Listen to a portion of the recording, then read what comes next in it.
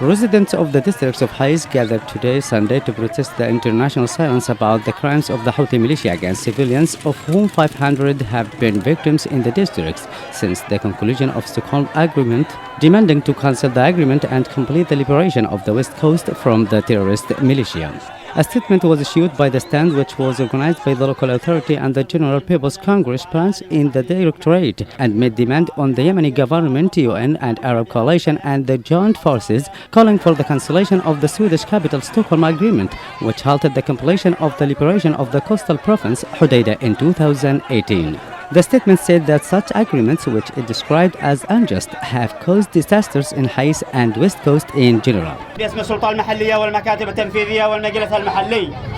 والمؤتمر الشعبي العام وكل الأحزاب والتنظيمات السياسية ومنظمات المجتمع المدني وكافة القوى والفعاليات بالمديرية، فإننا أبناء حيس قاطبة، ومن خلال هذه الوقفة ندين ونستنكر بأشد أنواع العبارات الصمت الدولي أمام ما يحدث من جرائم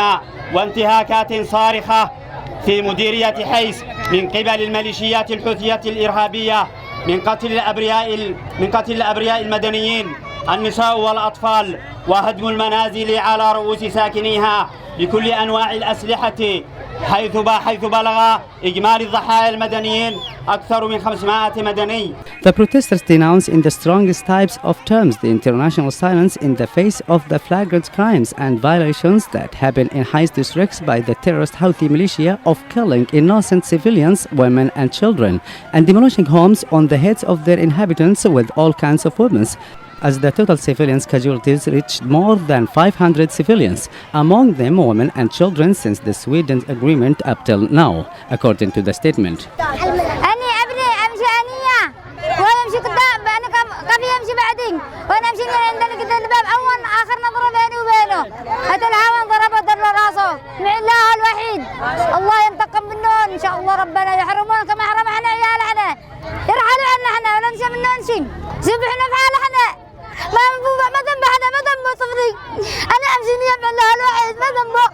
ما أتى الهوان أتى رب فوق، ما ذنبه احنا ما ذنب احنا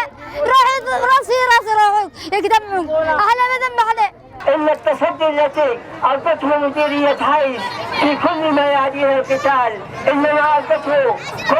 كل المديريات وكل مناطق اليمن في كل ربوعها وفي كل أسقائها وفي كل جبهاتها. إن هذا الموقف التاريخي الذي اتخذه الإنسان اليمني ومنه أبناء حيس موقف سيخلد في التاريخ، وإن هذه الجرائم التي ارتكبتها هذه العصابة الحوثية يعني جرائم سيخلدها التاريخ. الحوثي قتل حنا أولاد حنا ولا نعيش في خوف بين الأسواق، بين المدارس، بين لا نعرف نمشي ولا نعرف نون. The protesters raised banners condemning the Houthi attacks on civilians and the arrival of their crimes even to African refugees. The signs indicated the survival of the pro-Iranian Houthi militia threatens international shipping in the Red Sea and Bab al-Mandab, confirming the displacement and killing of civilians with various weapons, including drones and ballistic missiles manufactured in Iran to serve the Iranian Persian project. A banner raised by the protesters described the Houthi militias as a group that embraces terrorism and considers murder, displacement, violence, and racial discrimination as a religious identity and mission. A popular stand came days after a recent crime against civilians, which the militia committed last Tuesday by bombing the house of a citizen called Wahib Radwan in Hais, whose wife and child were killed while he and 3 children are still receiving treatment.